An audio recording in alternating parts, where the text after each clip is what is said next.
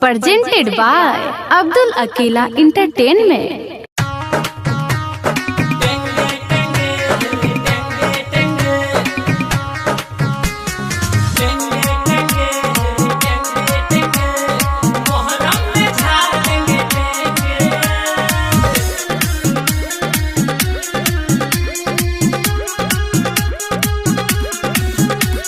किसके बाजू में है कि ताना दम आ मैदान में फरिया लेंगे हम। किसके बाजू में है कि ताना दम आ मैदान में फरिया लेंगे हम। बच के जाने नहीं देंगे। अरे चुप मेरे साला टेंगे टेंगे, मैदान में तो पहले आने दे। टेंगे टेंगे हेरे टेंगे टेंगे, मोहर्रम में झाड़ देंगे टेंगे। टेंगे टेंगे हेरे टेंगे टेंगे, मोहर्रम में झाड़ देंगे टेंगे। मोहर्रम में झाड़ देंगे टेंगे। टेंगे टेंगे हेरे टेंगे टेंगे, टेंगे टेंगे हेरे टेंगे टेंगे।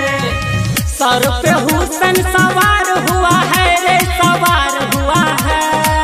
नया खिलवाड़ तैयार हुआ है रे, तैयार हुआ है, तैयार हुआ है। टंगड़ी में टंगड़ी फंसा के गिराओ, खा के बाजारो, खिलवाड़ो बचा के कपारो, तब मारो। अरे भगने का मौका न देंगे।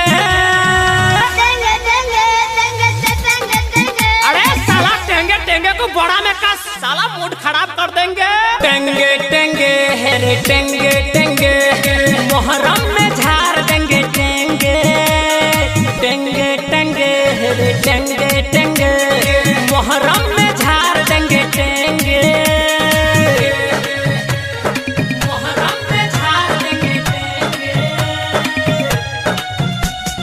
टेंगे टेंगे हेरे टेंगे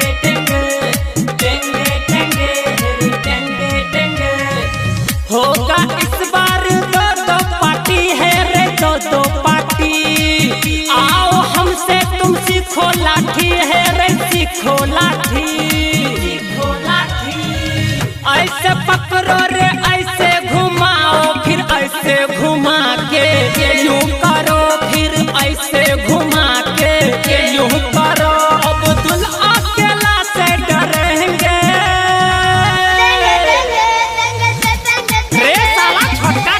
टेंगे बहुत मारेंगे। चुप टेंगे टेंगे हेरे टेंगे।